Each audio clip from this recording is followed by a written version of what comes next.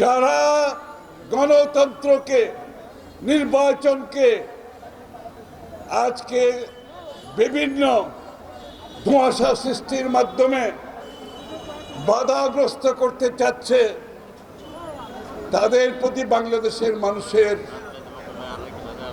Message একেবারেই পরিষ্কার।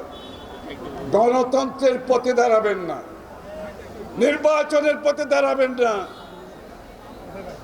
এই জায়গায় যদি নির্বাচন গণতন্ত্রের প্রতিদ্বন্দ্বী কোনো শক্তি আমরা দেখতে পাই, বাংলাদেশের মানুষ তাদেরকে প্রথমে ক্ষমা করবে না, দ্বিতীয়ত তাদের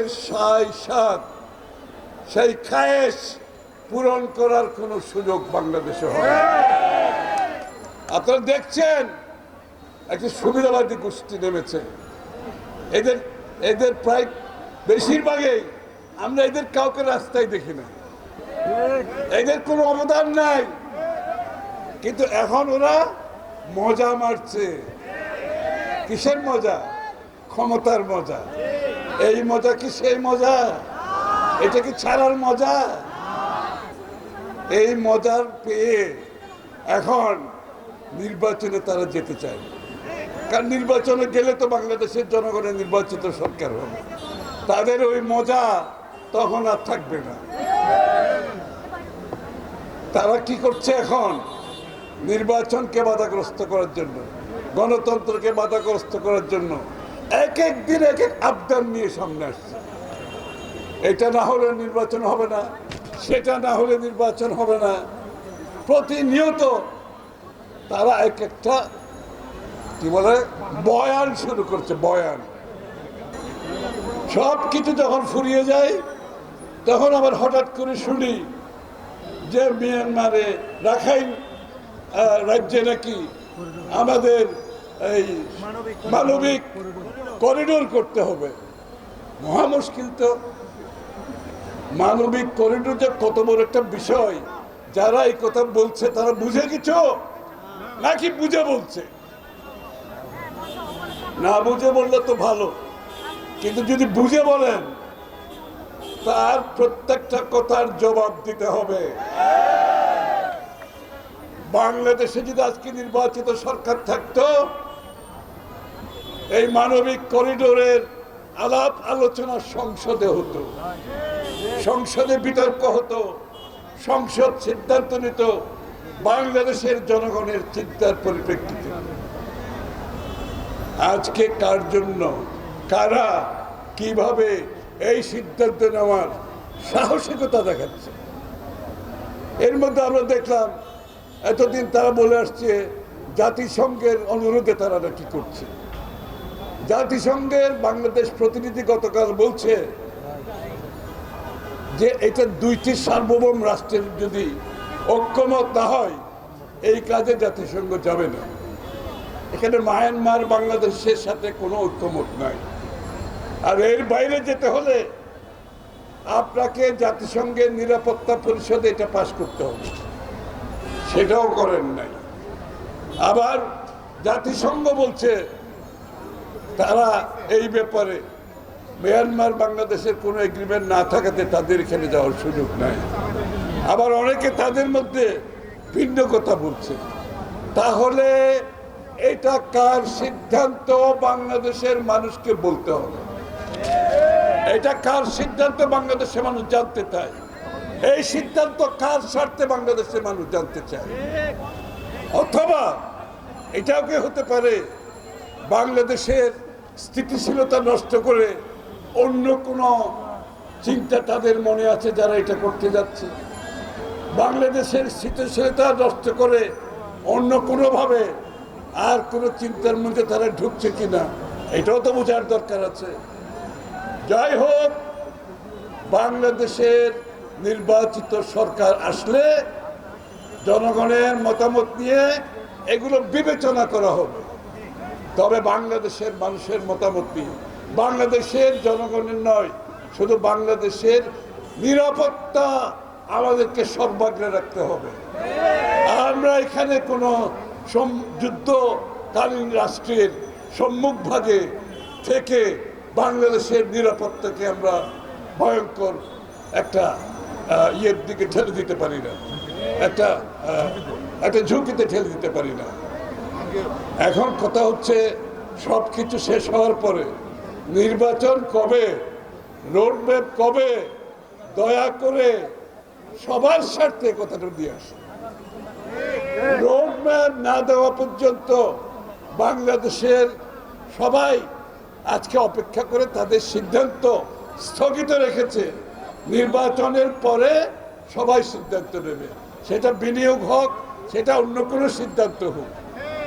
এখন যত বেশি বিলম্বিত হবে বাংলাদেশের প্রতি মানুষের আস্থা আস্তে আস্তে কমতে থাকবে। তখন তারা অন্য দেশকে নিয়ে চিন্তা করবে। সময় নাই, ডিসেম্বরের মধ্যে নির্বাচনের, আমার হিসাবে, আমি ডিসেম্বর বলি না, আমার হিসাবে অগাস্ট সেপ্টেম্বরে নির্বাচন হয়। কেন জানেন?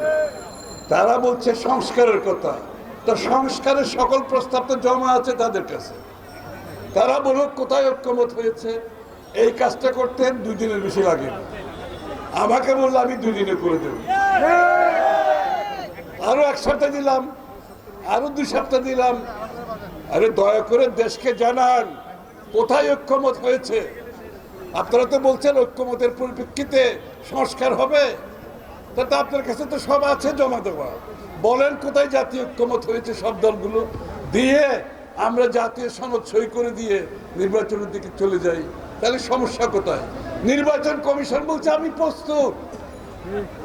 এর জন্য নির্বাচন কমিশনের বিরুদ্ধে আবার কিছু কিছু মন্তব্য তারা করেছে। হ্যাঁ, নির্বাচন কমিশন প্রস্তুত, সংস্কার সব দেওয়া আছে। তিনি কি জন্য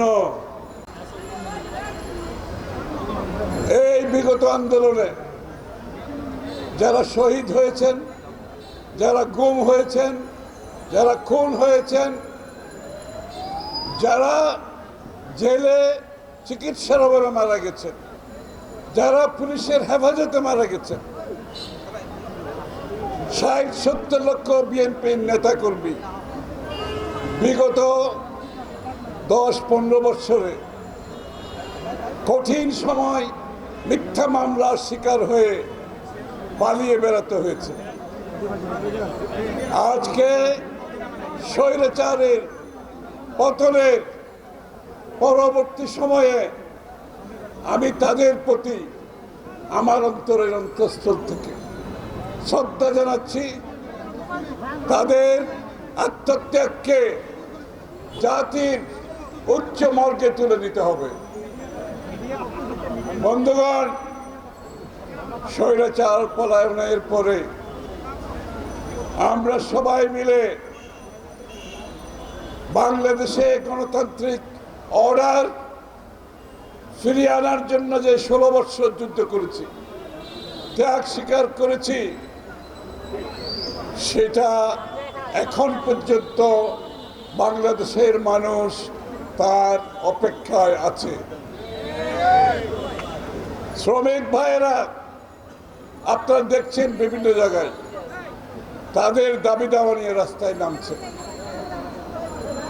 শ্রমিক ভাইদের ন্যায্য পাওনা আজকে একটি বড় দাবি হিসেবে আমাদের সামনে আসছে। শ্রমিকদের সার্বিক সুবিধা, তাদের পরিবারের প্রতি সুবিধা, বাংলাদেশের এই সময় এসে একটি গণতান্ত্রিক প্রেক্ষাপটের দিকে যখন আমরা যাচ্ছি, এই দাবিগুলো আজকে আমাদের সামনে চলে আসছে। বাংলাদেশকে যদি একটি সুষ্ঠু গণতান্ত্রিক রাষ্ট্র, একটি ভালো অর্থনীতি, একটি উন্নয়নের দিকে যদি আমরা যেতে চাই, তাহলে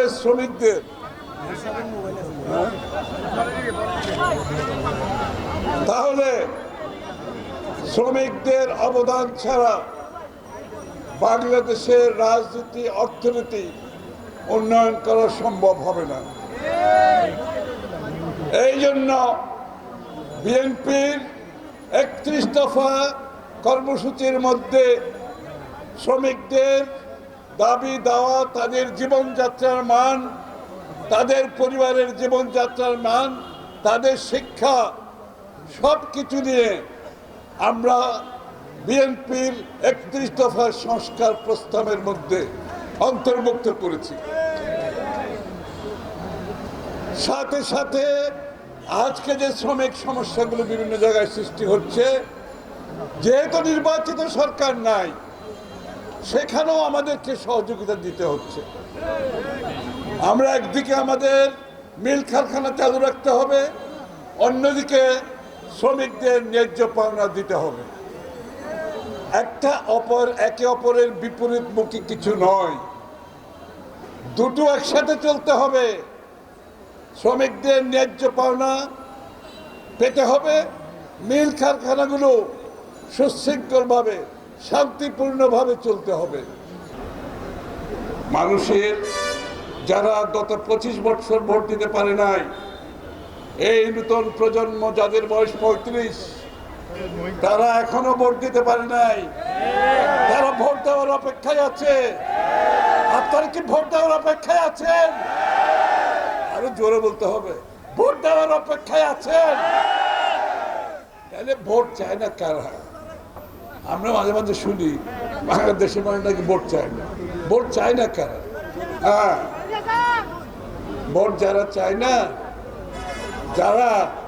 যারা ক্ষমতা, রাখো, চুপ করো, যারা ক্ষমতার মজা মারছেন তারা ছাড়া বাংলাদেশের প্রত্যেকটা মানুষ তার ভোটাধিকার প্রয়োগ করতে চায়। সুতরাং ভোটের বিপক্ষে, গণতন্ত্রের বিপক্ষে অবস্থান না নিয়ে অতি সত্ত্বর নির্বাচনের রোডম্যাপ ঘোষণা করে দেয়। মানুষ ভোট দিয়ে তার মালিকানা ফিরে পেতে চায়। হ্যাঁ, তারা একটা দায়বদ্ধ সরকার চায়, সকাল বিকাল দুপুর যার কাছে যেতে পারবে। এখন উপরে সরকার, নিচে জনগণ, মাঝখানে ব্রিজটা আর নাই। মাঝখানে ব্রিজ আছে, যে আর যা ইচ্ছা, পুলিশেও যা ইচ্ছা, চাঁদাবাজ মাস্তানদের যা ইচ্ছা, দখলবাদদের যা ইচ্ছা, কারণ মাঝখানে ব্রিজ তো নাই। এই ব্রিজ হচ্ছে নির্বাচন, এই ব্রিজ হচ্ছে ভোটের মাধ্যমে নির্বাচিত সংসদ সদস্য, এই ব্রিজ হচ্ছে সকল স্তরে নির্বাচিত সদস্যরা। দয়া করে বুঝুন, তাড়াতাড়ি নির্বাচনের রোড ম্যাপ দিয়ে দেশটাকে বাঁচান।